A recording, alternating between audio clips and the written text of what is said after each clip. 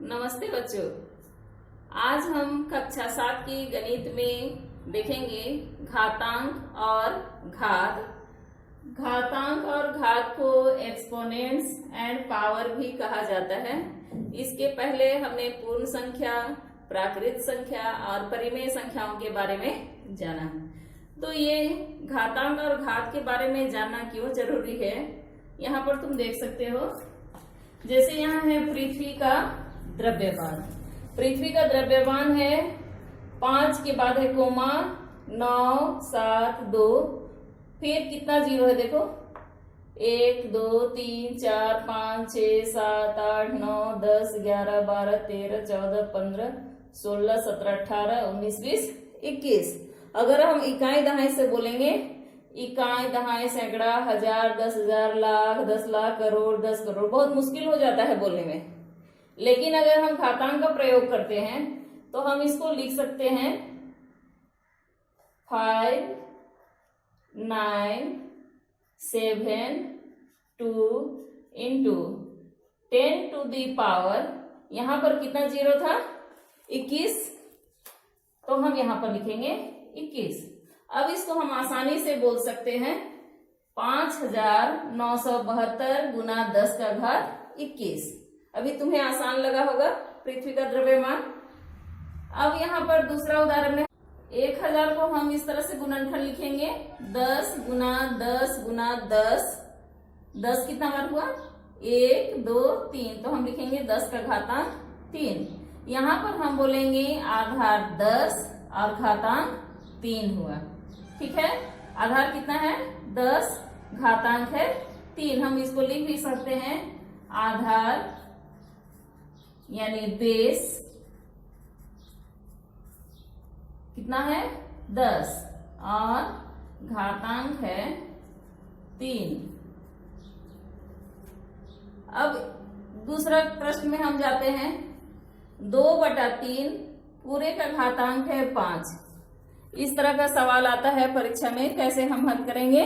इसका मतलब हुआ कि 2/3 कितना बार है 5 बार है, तो हम इसको इस तरह से लिखेंगे 2/3 गुना 2/3 गुना 2/3 गुना 2/3 गुना 2/3। देखो 5 बार हुआ कि नहीं, 1 2 3 4 5। हम इसको गुना करेंगे 2 दूना 4, 4 दूना 8, 8 दूना 16, 16 दूना 32, 32 बटा।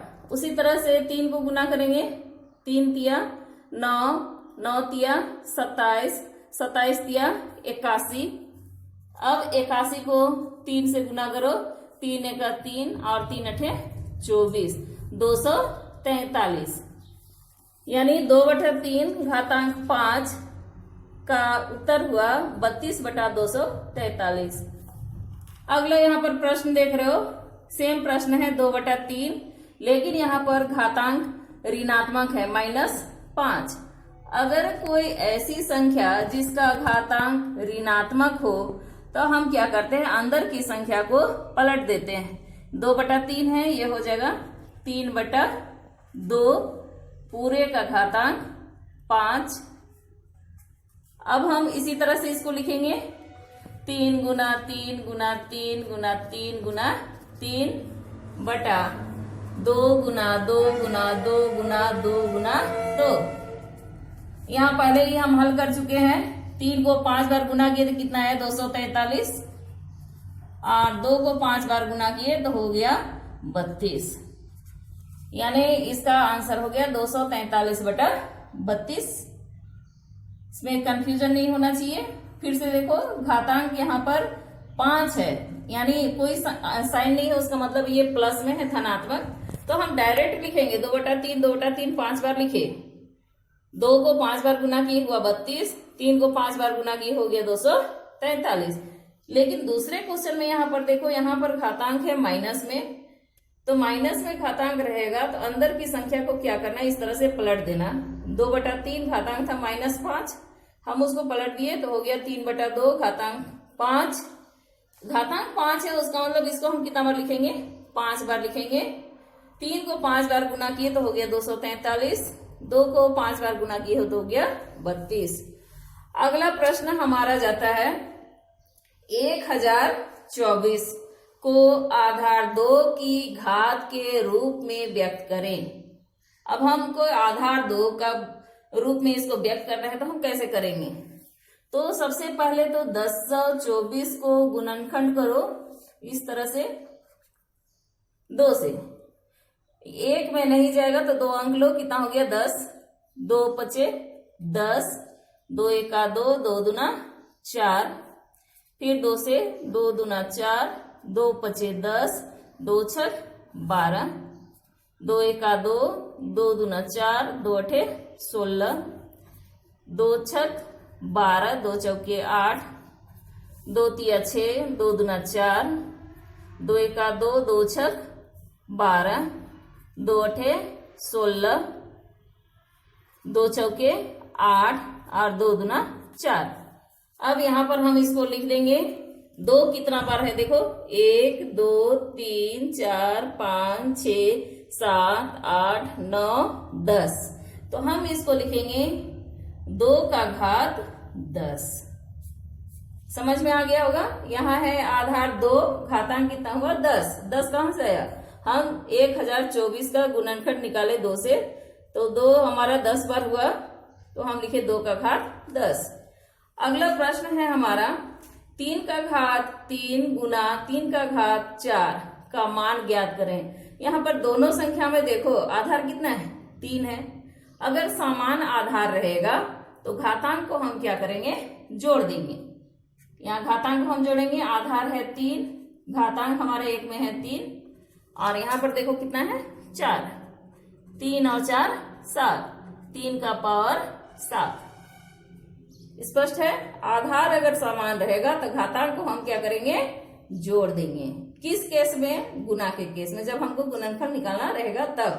उसका सूत्र यहाँ पर हम दिखाए हैं, ये रहा उसका सूत्र, a का पावर m गुना a का पावर n बराबर a पावर को हम जोड़ देंगे m प्लस n। ये फॉर्मूला तभी लागू होगा जब आधार क्या रहेगा? समान रहेगा। अगला प्रश्न हमारा है 2 का पावर 2 गुना 3 का पावर 2। अब यहाँ पर क्या है? घातांक समान है, संख्या समान नहीं है, संख्या दोनों अलग अलग है। तो उसका सूत्र है a का पावर m गुना b का पावर m बराबर a गुना b। यहाँ पर a गुना b क्या है?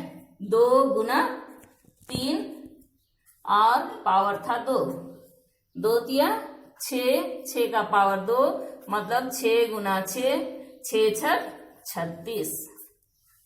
ये भी स्पष्ट हो गया होगा। ये नियम कब लागू होगा? जब आधार अलग होगा लेकिन घातांक समान रहेगा। तो हम क्या करेंगे? आधार को इस प्रकार से लिख लेंगे, a गुना b और पावर देंगे m। यहाँ पर हमारा a के जगह था 2 और b के जगह में 3 था, तो हो गया 2 तिया 6, पावर कितना है 2, 6 का पावर 2, 6 गुना 6 बराबर 36। अब अगला प्रश्न पर हम जाते हैं। 4 का घात है 5 और 5 का घात भी 5 है। इस तरह के केस में हम क्या करेंगे? यहाँ पर a बटा b में क्या है? 4 बटा 5। हम यहाँ पर लिखेंगे 4 बटा 5 और m के जगह में है क्या? 5। यही हो गया हमारा आंसर। कितना आसान था। अगला प्रश्न पे हम जाते हैं। यहाँ पर देखो 3 का घात है 2, पूरे का घात है 5 गुना 3 का घात 4, पूरे का घात है 2। इस प्रकार के प्रश्न को हम कैसे हल करेंगे? यहाँ पर देखो 3 आधार है कितना? 3, घातांक है 2, पूरे का घात है 5, तो हम इसको गुना कर देंगे। 2 बचे 10 गुना 3 का घात 4 गुना 8। ऐसी स्थिति में तुमको क्या करना है? घातांक को गुना करना है। 2 बचे 10, 4 गुना 8। अब देखो दोनों का आधार बराबर है, 3 है, तो पहले भी इस स्थिति में हम क्या किए थे? घातांक को आपस में जोड़ दिए थे। तो आधार है 3, घातांक है 10 जोड़ 8, तो 3 का घात 10 और 8 18। ठीक है। अगले प्रश्न की ओर चलते हैं। अब किसी संख्या का पावर अगर 0 रहेगा एकदम आंख बंद करके लिख देना है 1000 का पावर है 0 हो गया 1 और बटा भागा मतलब बटा 1 का घात है 0 उसका मतलब भी 1 का 1 आंसर कितना आ गया 1। अगला प्रश्न है हमारा 2 का घात 20 भागा 2 का घात 12। यहां भी हम देख रहे हैं आधार बराबर है, 20 में भागा का चिन्ह है, हम क्या करेंगे घातांक को घटा देंगे। तो 2 का घात 20 घटा 12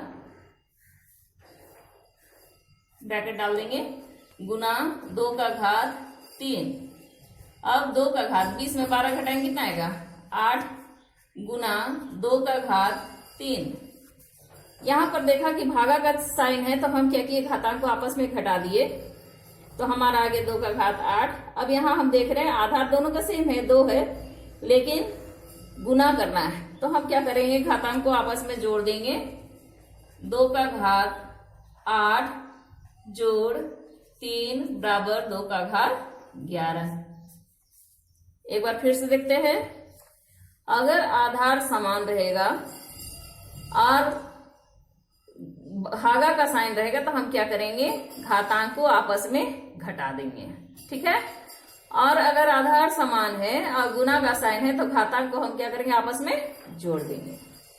अगले प्रश्न की ओर हम चलते हैं। प्रसारित रूप में संख्या के रूप में लिखें। प्रसारित रूप को संख्या के रूप में लिखें। यहाँ प्रसारित रूप दिया हुआ है 7 गुना 10 का घात 4, तो हम लिखेंगे 7 गुना 1 लिख के 4 0 1 2 3 4 प्लस 3 गुना 10 का घात 3, तो 10 को 3 बार गुना करेंगे तो क्या आता है 1000 प्लस 8 गुना 100 प्लस 3 गुना 10 यानी 30 और 2 गुना 10 का घात 0, पावर 0 रहेगा तो कितना आएगा मान 1, तो 2 एका 2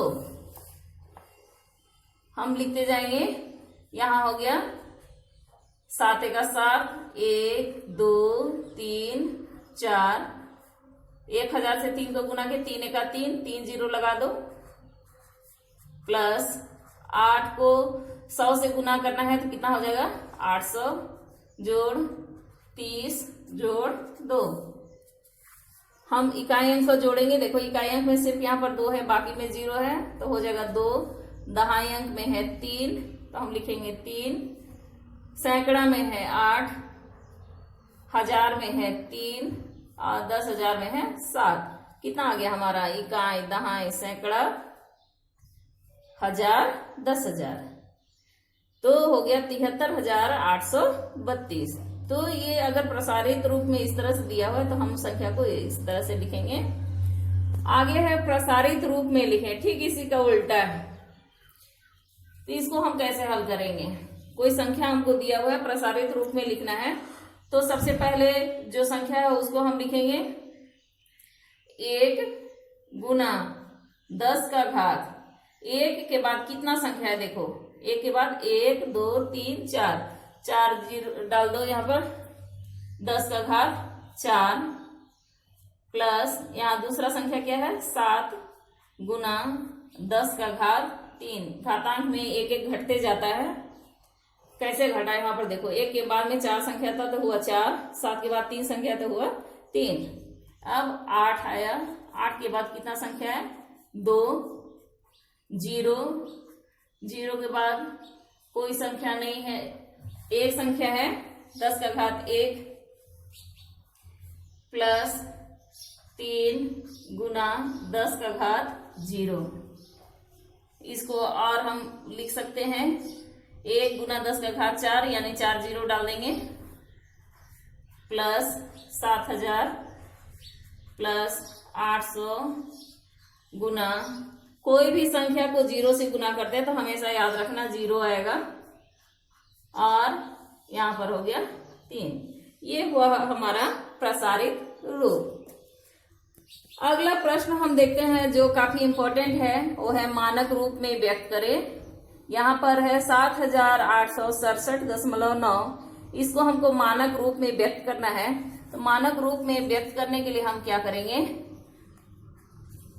7.867 और दशमलव को हम कितनी संख्या हटाएं? 1 2 3, यानी इसको हम 1000 से गुना करेंगे तो पुनः वह संख्या हमको प्राप्त हो जाएगी। जितना संख्या हटाए हो दशमलव को उतना जीरो यहाँ पर लगा दो।